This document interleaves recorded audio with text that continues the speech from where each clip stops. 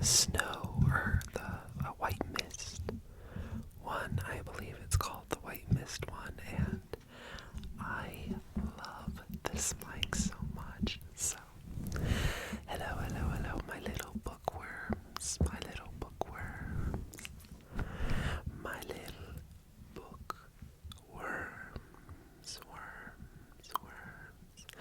my little bookworms.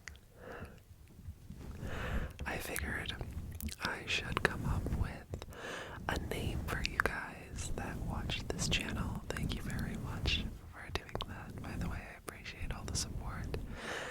And I figured since I read ASMR and I want to do more things with books and actual reading, and I love reading different kind of things like that, so I figured, why not call you guys my little bookworms, bookworms. So, how are you guys today?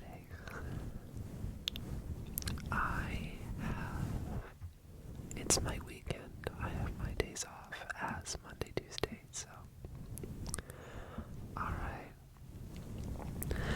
I got the fluffy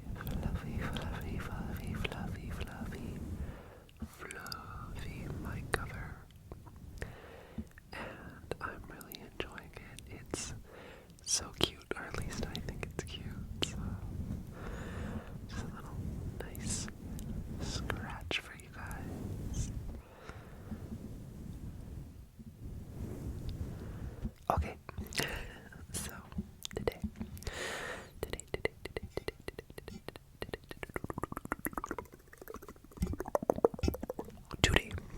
I am going to be showing you guys some of my favorite books and the author and kind of just a little synopsis of what the story is and kind of what it's about. No spoilers though, because we don't want to spoil anything. No, we don't. If you want to read it, I don't want to spoil it for you. So, I have a giant stack of books with me right now, so we'll go ahead and I don't know if I should start right to left or left to right.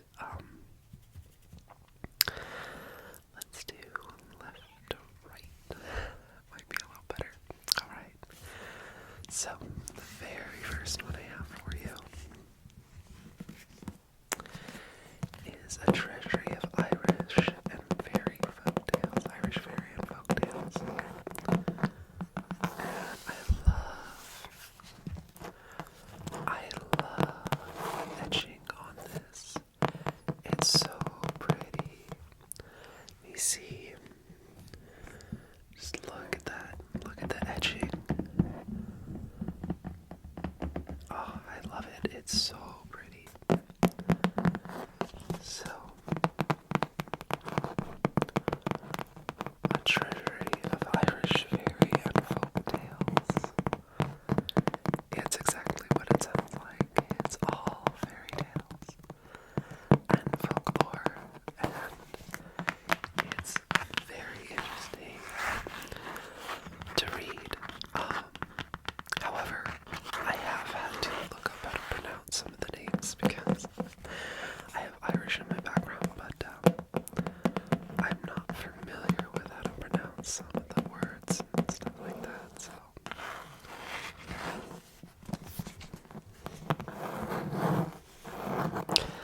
Get up close, little tap, tap, tap, tap, tap.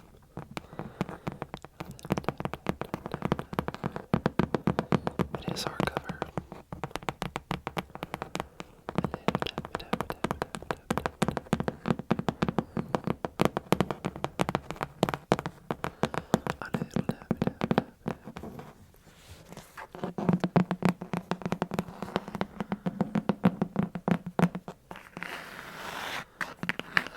The back also has a really pretty design on it, and it kind of shimmers in the light. This might be a rather long video, so I hope you guys are prepared.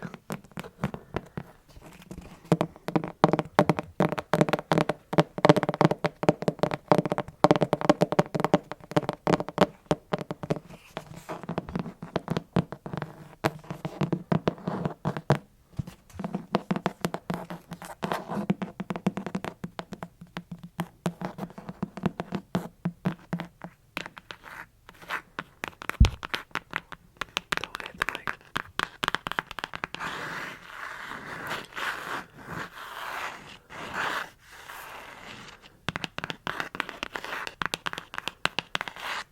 Alright, so that's the first one. Let me go ahead and set that aside.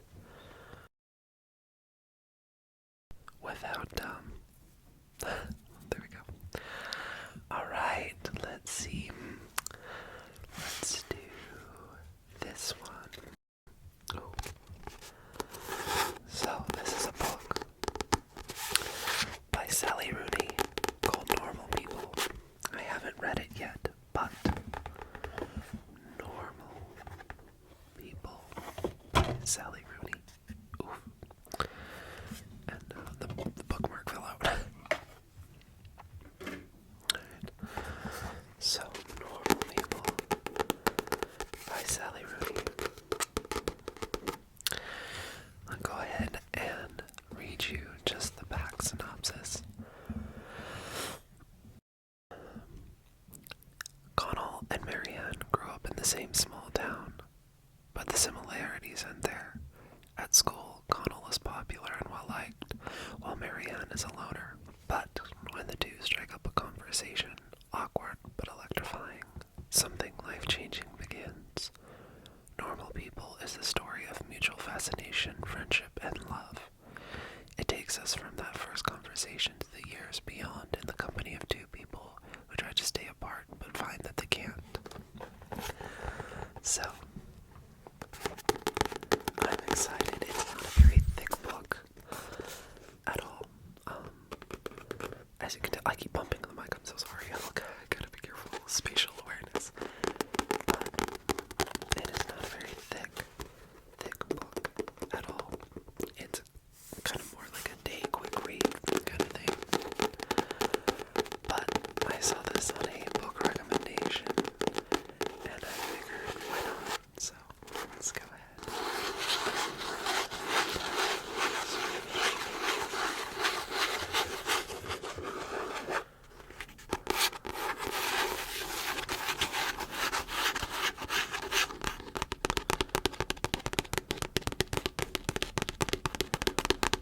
There's a car in the back. Let's see if I can drown it out.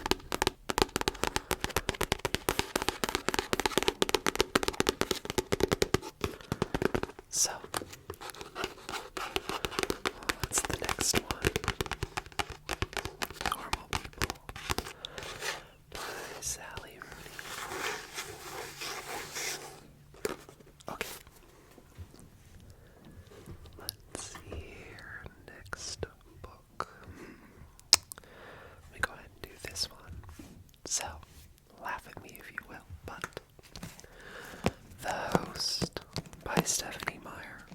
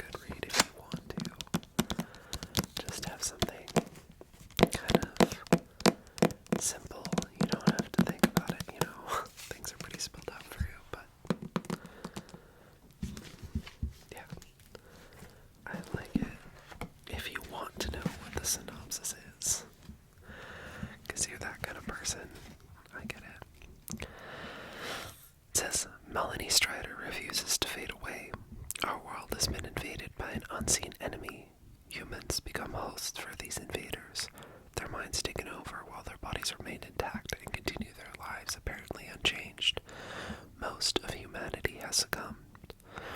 When Melanie, one of these few remaining wild humans, is captured, she is certain it is her end. Wanderer, the invading soul who has been given Melanie's body, was warned about the challenges of living inside a human, the overwhelming emotions, the glut of senses, the too vivid memories. But there was one difficulty Wanderer didn't expect, the former tenant of her body refusing to relinquish possession of her mind. Wanderer probes Melanie's thoughts, hoping to discover the whereabouts of the remaining human resistance. Instead, Melanie fills Wanderer's mind with visions of the man Melanie loves, Jared, a human who still lives in hiding.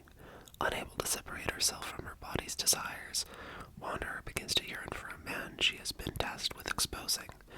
When outside forces make Wanderer and Melanie unwilling allies, they set off on a dangerous and uncertain search for the man they both love. So, that's the synopsis of The Host. I would make a joke about better love story than Twilight, but, you know.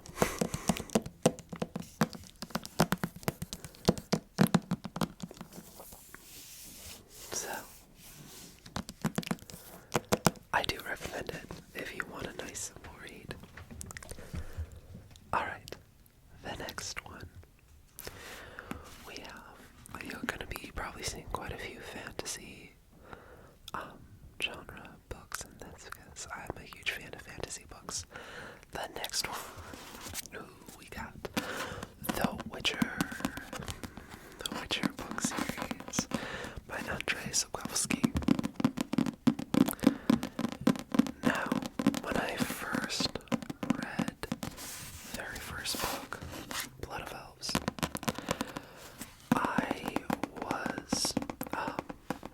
it's a bit confusing when you first read it. You're like, what is happening? But once you get into it, it starts making more sense. Of course, you have Geralt in the front here.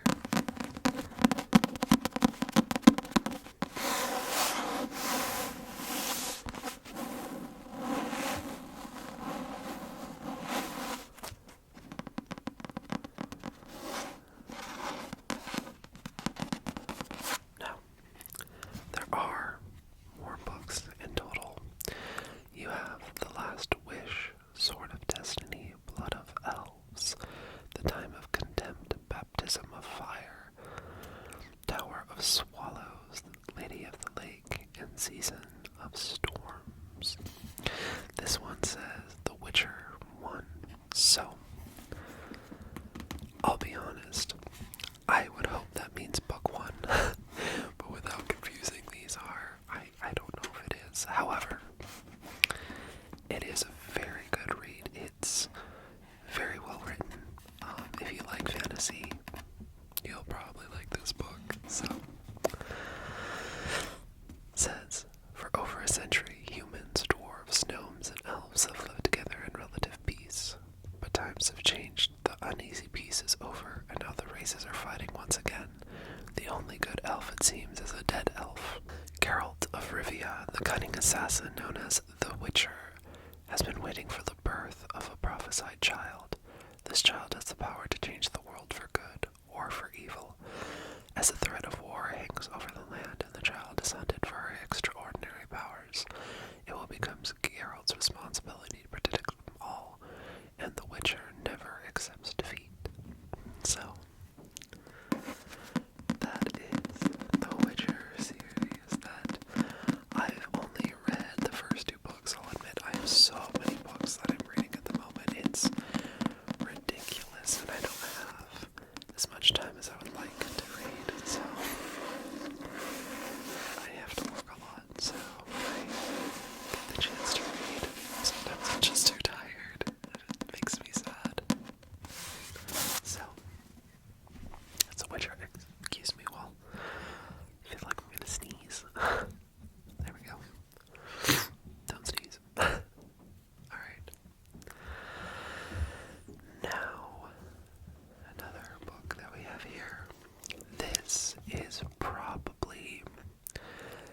is definitely in my top 5 books written that I've ever read, and that is The Picture of Dorian Gray by Oscar Wilde.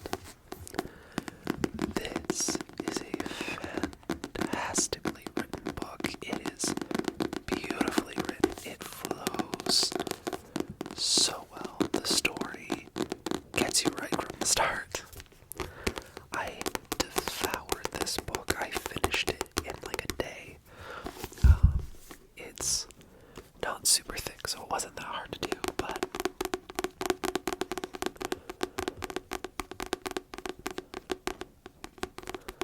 it is such a good written book. Oh my goodness. Love it. And Oscar Wilde, of course, was very well known for being, I could say he was considered the troublemaker of his time, because he was very openly gay and all that kind of stuff. Well, I don't know if openly, I'm trying to remember if he was a little open about it, but I know he got imprisoned for it either way, so I gotta stop bumming it. So, it says here, taking the reader in and out of London drawing rooms to the heights of asceticism and to the depths of decadence. The Picture of Dorian Gray is not only a melodrama about moral corruption, laced with, excuse me if I don't pronounce this either, bon mots and vivid depictions of upper-class refinement. It is also a fascinating look at the milieu of Wilde's fin de siècle world and a manifesto of the great art for art's sake. Now, it says, the ever-quotable Wilde, who once delighted London with his scintillating plays, scandalized readers with this, his only novel. Upon publication, Dorian was condemned as dangerous, poisonous, stupid, vulgar, and immoral, and Wilde as a driveling pedant. The novel, in fact, was used against Wilde at his much publicized trials for gross indecency, which led to his imprisonment and exile on the European continent. Even so, The Picture of Dorian Gray firmly established Wilde as one of the great voices of the aesthetic movement, and endures as a classic that is as timeless as its hero. So yes, The Picture of Dorian Gray. It is beautifully written. Like I said, it's so well done.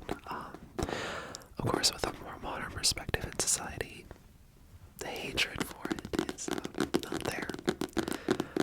But read it if you're. I highly recommend reading this book for yourself. It's really not like what you see in the movies. I don't consider it a horror genre at all. It is, because I'm not a fan of horror. I'm too scared for that, but it is much more, I think, just a reflection on how Wilde saw himself and what he wanted in life versus what society was expecting of him. It's actually a quite sad story, so also a story to be careful who you have as friends and who you trust. So read it. Very, very highly recommend reading it if you haven't. 10 out of 10. Alright. Next one is, of course, the iconic Twilight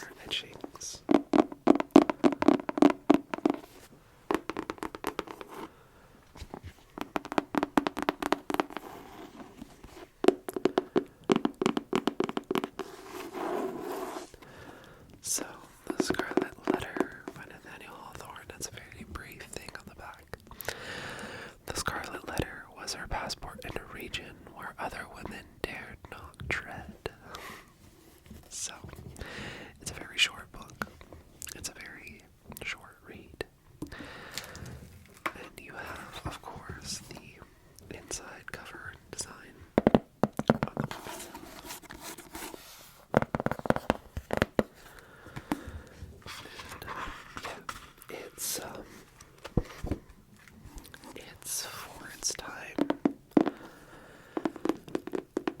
It's a very interesting book, and it kind of just reminds you that, be glad we live in modern day society, because this poor girl, I feel so bad for her. She was kind of blamed for something that wasn't her fault, and the whole community ostracized her, but the man in the picture was okay, of course. Because he couldn't possibly be a bad guy. I won't say anything more. Read it for yourself and you'll see what I mean. But the Scarlet Letter. And that's like A on the front there. So, alright. Read it. It's interesting. So, the next one. Oof. Controversial, to say the least. It's a book called Wild and Free. It's by Kay Webster. Now, this book was banned on a certain couple sites of reading because some of the themes were very triggering to people, and it was considered very taboo. So, it's read at your own risk type of book. I don't recommend this book to people that if you're easily triggered by certain things like unnecessary assault and just some things that most people are, if you have a sensitive stomach or you have a very how should I put it? If you have like a very set group of things that you're okay with reading and certain things that you're not, this might be a little bit too much. It was a little bit too much for me when I read it, and I've read many books, and I was like, whew, wow, this is a lot. So yeah, not my everyday recommendation for people. It even has a warning in the beginning from the author herself. Let me see if I can find it. Because the first book is The Wild and the second book is The Free. Here we go. Warning. The Wild is an extremely taboo story. Most will find that the themes in this book will make you incredibly uncomfortable or maybe even offend you. This book is only for the brave, the open-minded, and the ones who crave love in even the most dismal of situations. Extreme themes and violence in certain scenes which could trigger emotional distress are found in the story. If you are sensitive to heavy taboo themes, then this story is not for you. Seriously, you've been warned. Don't say I didn't try. You're probably going to cringe many times. Even if you're on the fence, it's probably not a good idea to proceed. However, if you are intrigued and fearless and kind of sort of trust me, then carry on. This book is for you. So yeah, I'm not kidding. I have the collector's edition, but I'm not kidding when I say this book takes a while to get used to. I wasn't sure if I was gonna be able to finish it at first, because I was like, ooh, she wasn't kidding, but, as she said, if you're brave and fearless and curiosity gets the better of you, then this book is for you. It does not turn out how you expect it. It's,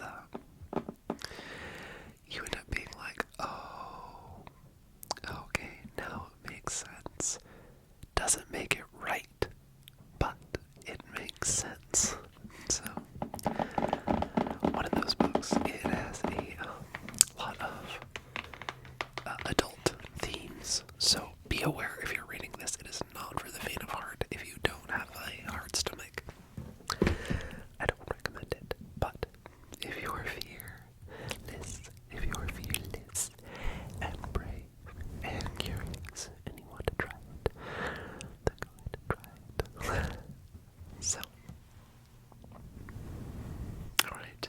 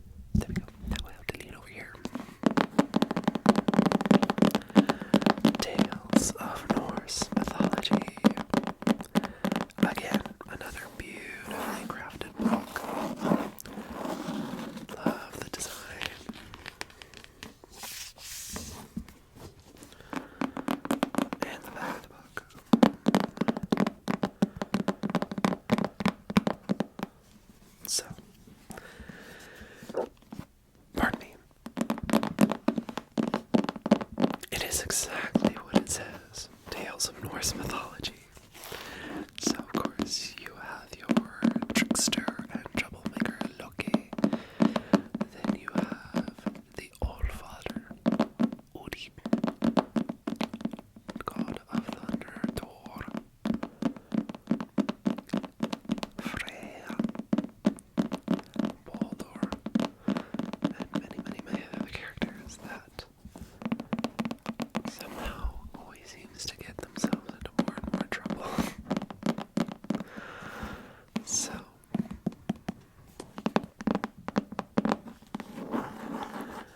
go ahead if you're curious about tales of Norse mythology. This was the book for you. Alright, moving on. Oh yes, another interesting book. This is Gone to See the Riverman. And it's by Christopher Trioni. Or Triona, sorry. So, this book, not very thick at all. You can get through it in a day easily if you're a reader.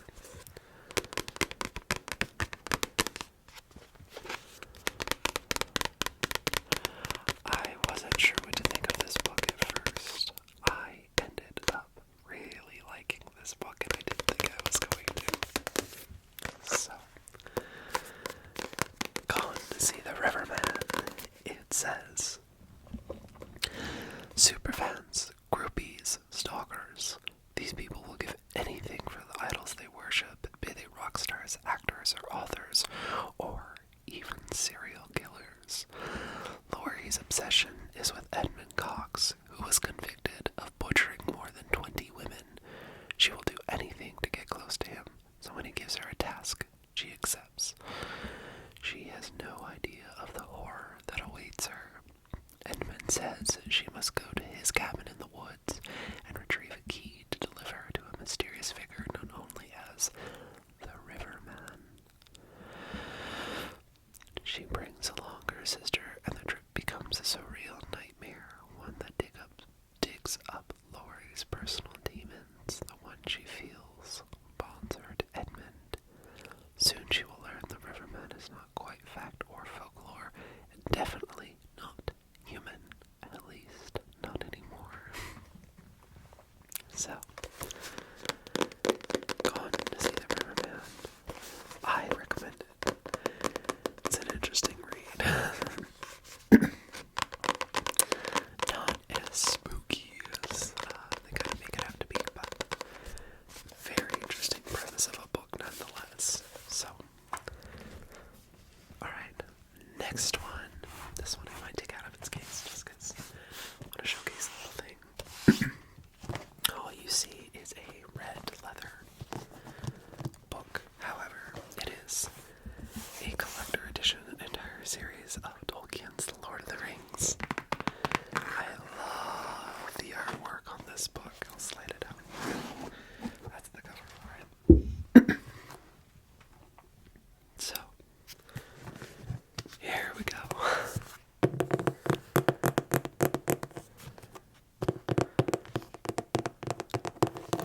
I love Tolkien as a writer. The back is the same, but these are all three of the books in one in a leather bound. You have Fellowship of the Ring, The Two Towers, and Return of the King.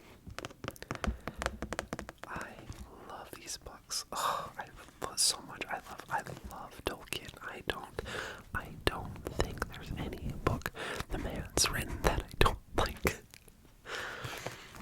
It's just, I just love his writing style. Some people say he's very dry. I'm like, they're bored. I'm like, I love it. He was a professor, but how he writes things, how he describes it, like, I can see exactly what he's trying to convey, you know? Like, when he talks about the elves, I know exactly what they look like. When he talks about dwarves, I know exactly what they look like.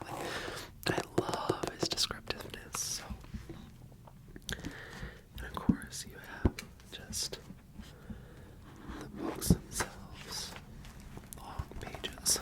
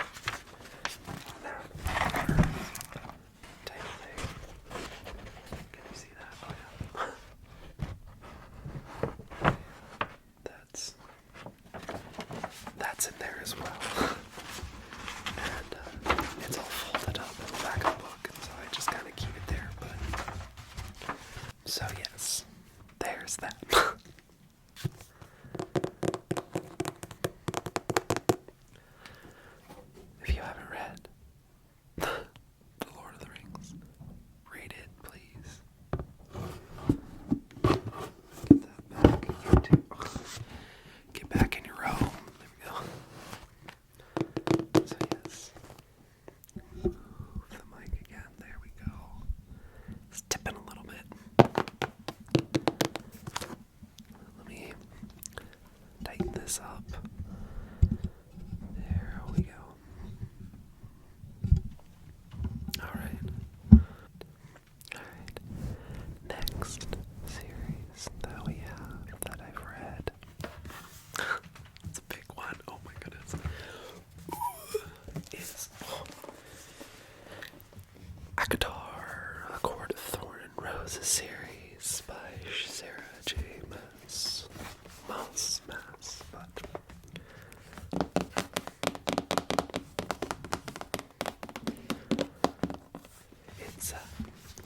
It became one of my favorite series. I'm just gonna take the first book out so it's a little bit easier. You can probably hear birds running on the roof. I'm sorry. Actually, I'm not gonna take it out. Apparently, it doesn't want to come out, so stay in there then. But I was recommended A Court of Thorn and Roses by someone online, and again, it's fantasy. It does have some adult elements, so if you're not into that, don't read it. However,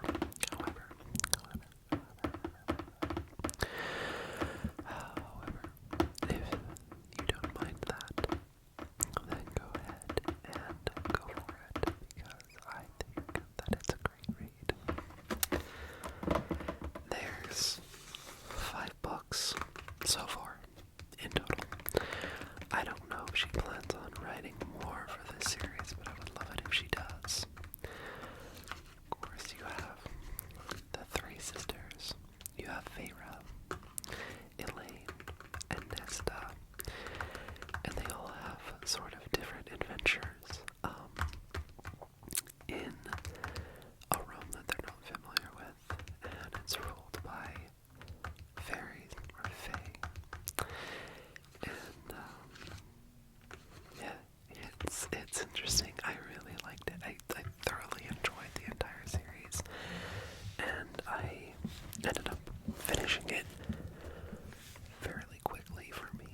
I ended up finishing it fairly quickly, so that was one of those ones where I just liked it. So I read the whole thing all at once, pretty much. So the characters, I think, I like that they all have their own personalities. Nesta is my favorite character in that book. I just like her personality. She's a lot more, like, she's not a BSer, you know? She just is like, just tell me the truth, and, you know, she just doesn't put up with any crap, and I like that for her. I really like that. So, the next one is actually a to-be-read for me. The Falcon's Eyes. And it is by Francesca Stanfill. So,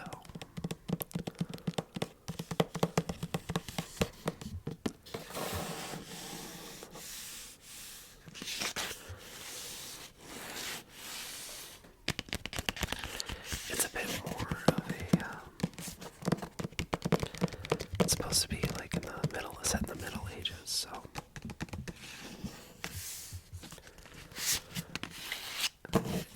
it seemed interesting when I was at the bookstore, so I ended up picking it up. Yes, why not?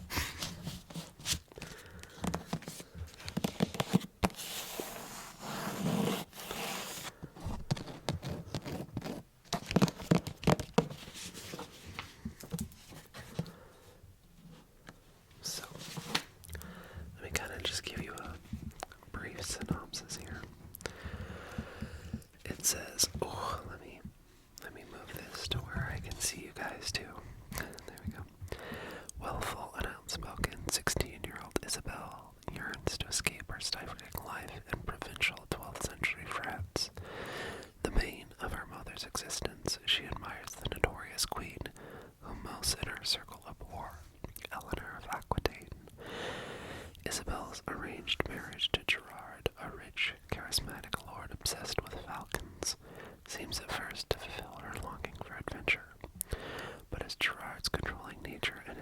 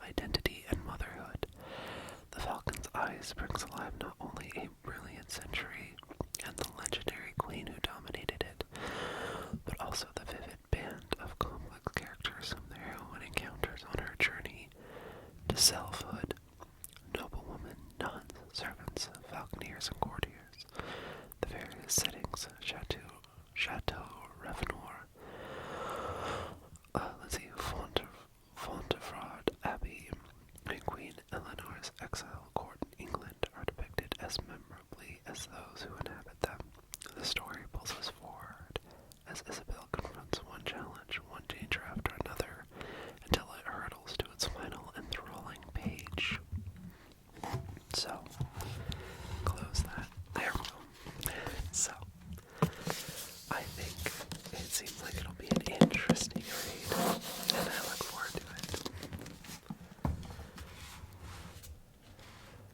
Okay. The next one, oh my goodness, another to be read, is the Inheritance trilogy. It says it's by N.K. Jemisin. It's a very thick book. Of course, it is the whole trilogy, so.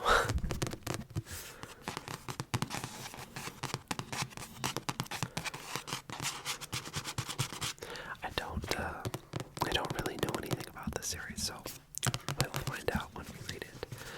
But the back of it says, gods and mortals, power and love, death and revenge, she will unleash them all. So, that sounds interesting enough. And, yeah, I'm interested to see how this book plays out, because like I said, I know literally nothing about this book or the series, so it'll be on my to-be read, and I'm excited for it. Another one on my to-be read by Sarah, again, is her Crescent City novel. That's the series. This is Crescent City, the first one, House of Earth and Blood.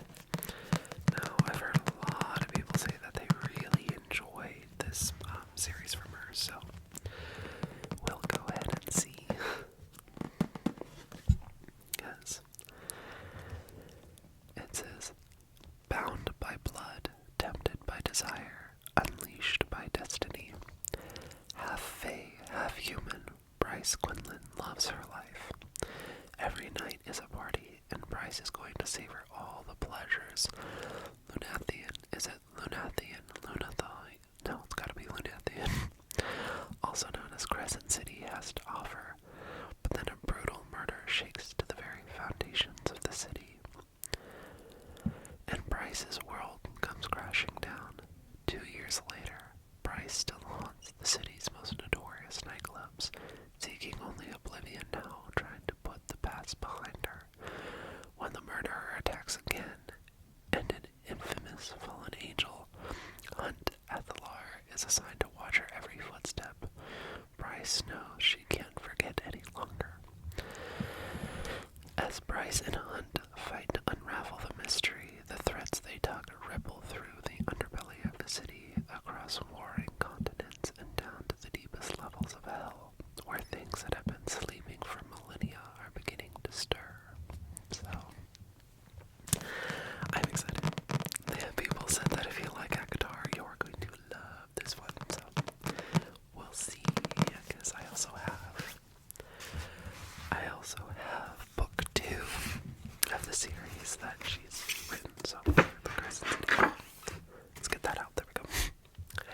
I also have book 2 of it, which is House of Sky and Breath.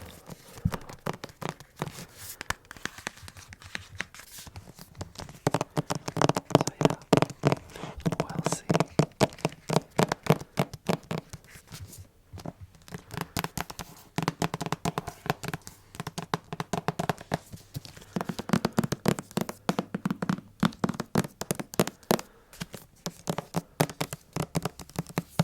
So yeah, I look forward to reading this book.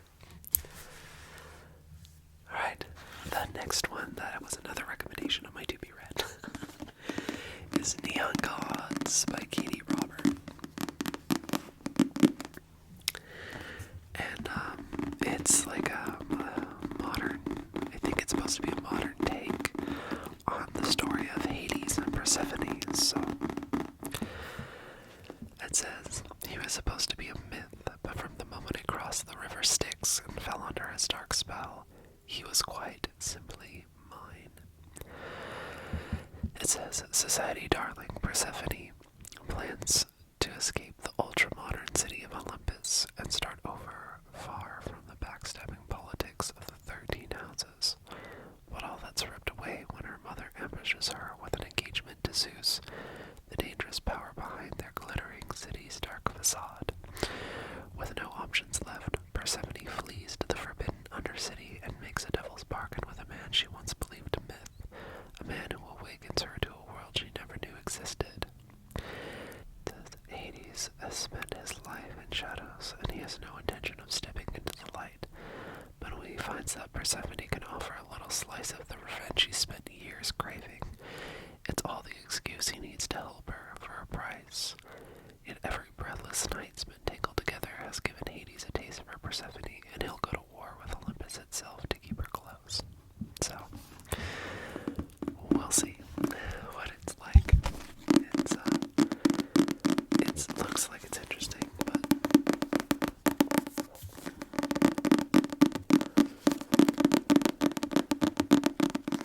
beyond gods. Alright. Next one, another to be read.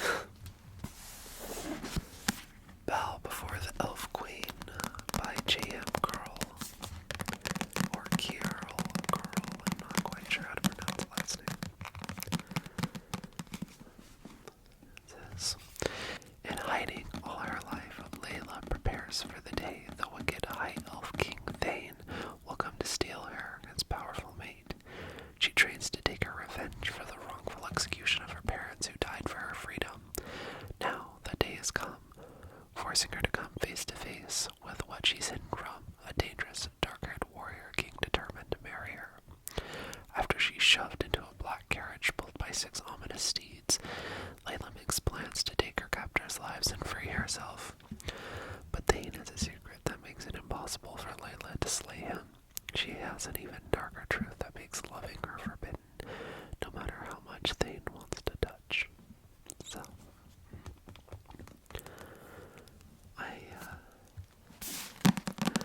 I'll be interested to see how it turns out.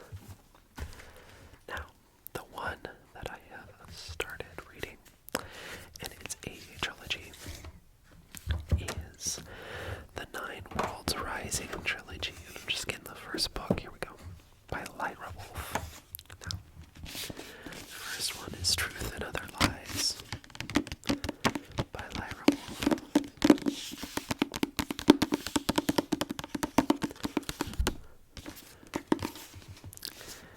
And of course you have the side and the back.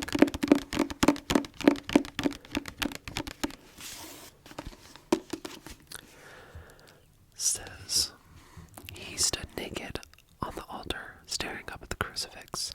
He claimed he came to destroy the world. So, it's a modern, quote-unquote, modern take on the story of Loki.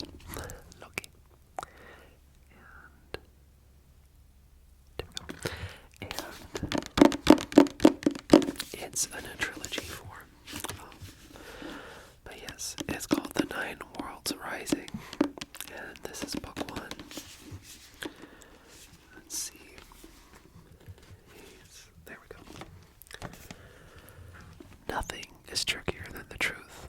All Loki, the trickster god of Asgard, wants is a quiet, peaceful life where he's free to needle Balder, occasionally stir up the inter-realm porridge pot, and get Thor to dress in women's garments, all for the best reasons. Getting beset by sudden, painful, and terribly inconvenient visions of blood, ash, and death are definitely not on his to-do list. But because of some small, ridiculous remnant of caring that refuses to be extinguished, Loki feels he must save Asgard. And that means warning Odin, his least favorite god, next to Thor. But getting the gods to believe the boy who cried Fenrir is harder than it looks. And time is running out, not just for Asgard, but also for a mortal woman named Sinjin, who may just hold the key to Loki's future. Loki is about to find out the hard way that the only thing crueler than truth are the lies behind it all. So, that's book 1. That's book 1. Truth and Other Lies. Now, also book 2. Let's move this again. There we go. Is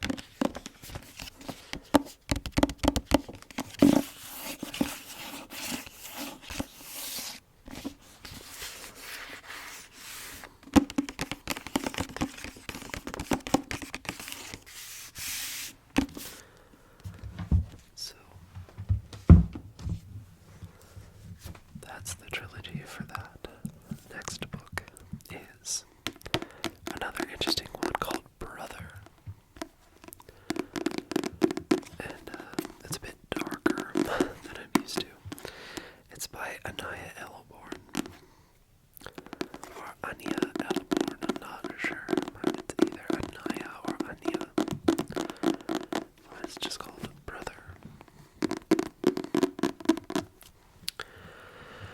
It says, deep in the heart of Appalachia stands a crooked farmhouse miles from any road.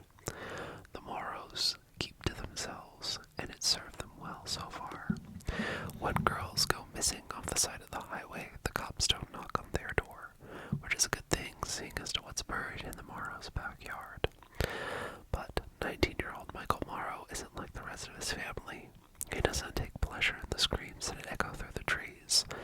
Michael pines for normalcy, and he's sure that someday he'll see the world beyond West Virginia.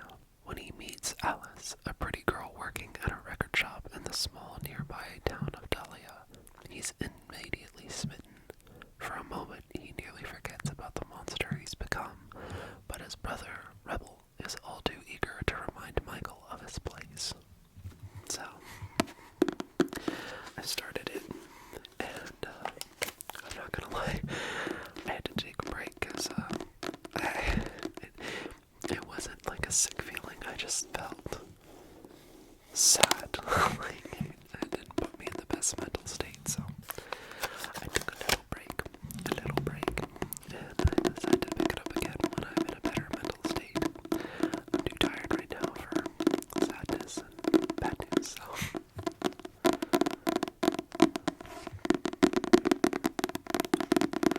Now, I will try to make a list of all of these books in the description below, along with the author, so for whatever reason, if you fall asleep, or if you don't have time to watch the whole thing, or just whatever, you can kind of go to the list of authors and books and see for yourself whether or not it's something you'd be interested in too, so.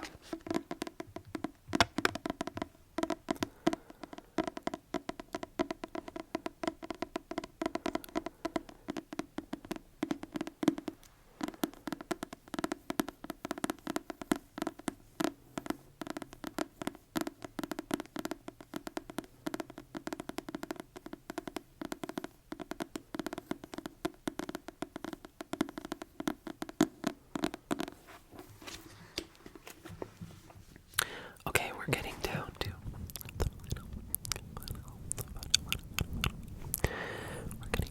the final countdown.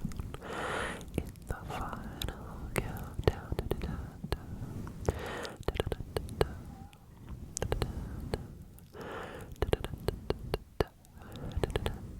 Name that band. The final countdown. Pretty sure it was by Europe. Pretty sure that the band that did the final countdown was a band called Europe. But I'm not 100% sure. That feels like that's correct, but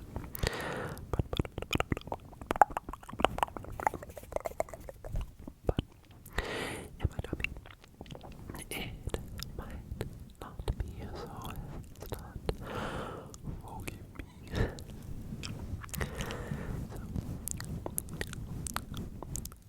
So let's do this one. Okay, this is The War of Two Queens by Jennifer Armentrout, and it's from a series. This is the fourth one in the series. I had to think for a second. So this is the fourth one, and it is. I like the series. I really liked the first book. Second book was a little back and forth, too much for me with the characters, but this one shall prove to be interesting because the story's finally getting somewhere. Let's see. Here we go. It says, Castile Denier knows all too well that very few are as cunning or vicious as the Blood Queen, but no one, not even him, could have prepared for the staggering revelations. The magnitude of what the Blood Queen has done is almost unthinkable. And then, I won't read actually spoils some of the previous books, so I won't read that for you. But it's like a kind of a romance series. So if you enjoy a little more romantic kind of stuff, there you go. This is the book for you.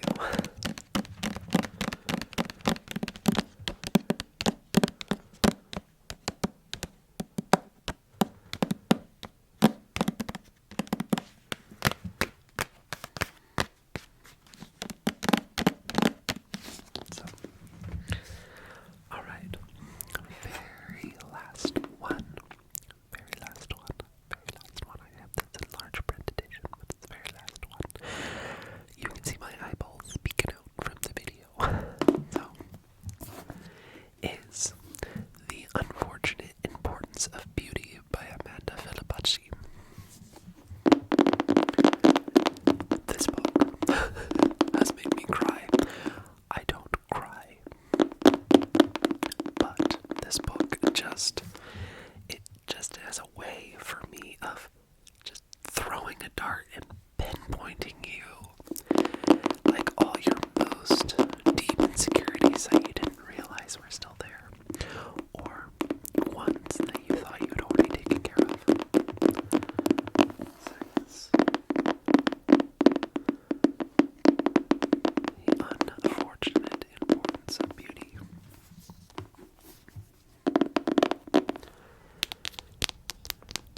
And I didn't expect this book to affect me the way that it did. In fact, when I first started reading it, I'm like, oh boy, here we go again. But no, it's definitely interesting. I got the large print edition because it's easier to read. In the heart of New York City, friends Barb and Lily fear they will never find true love because of their looks.